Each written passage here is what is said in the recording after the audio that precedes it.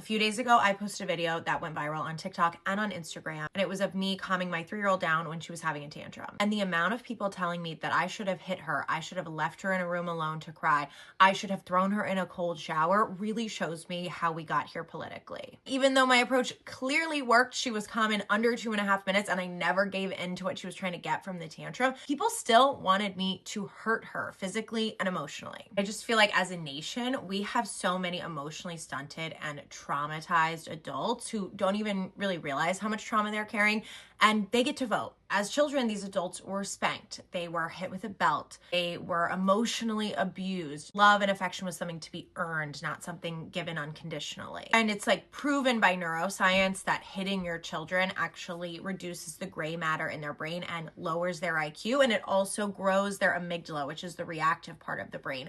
And it makes it overactive as adults. So they're very quick to go into like fight, flight, or freeze, which are the survival states over like the tiniest inconveniences. The amygdala is also in charge of fear, and it's shown that people who lean conservative actually have larger amygdalas and a less developed prefrontal cortex than people who lean left. Right-leaning people tend to also have very low openness, and left-leaning people are very open to new ideas.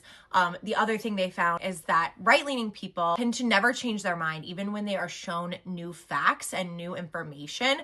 And they did this when they tested like just something non-political. You know, they told them some made-up fact, and then later on they said, actually, that's not true. This is what's real. And they did that to someone who was left-leaning, and the left-leaning person was much more likely to take in that new information and believe it and change their mind.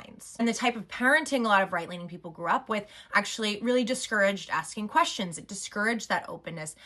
It decreased their gray matter. It increased the activity of the amygdala. It did all the things that make them, vote out of fear for someone who doesn't look like them, someone who doesn't speak like them, might have an accent, might have a different skin tone. And so I'm not really sure what to do in my corner of the internet. I want to make a difference right now politically, but I just feel like the best thing we can do as parents is to raise a new generation of children, a generation that is deeply empathetic, deeply, critical in their thinking. We want to grow that prefrontal cortex. We want to shrink that amygdala. So I hope that my page and similar pages can really be a resource for parents, because I feel like that's where the real revolution will take place. All of these people that are MAGA, like there's really no changing their minds. They have decided that they're just going to stay in this cult and accept whatever their cult leader tells them,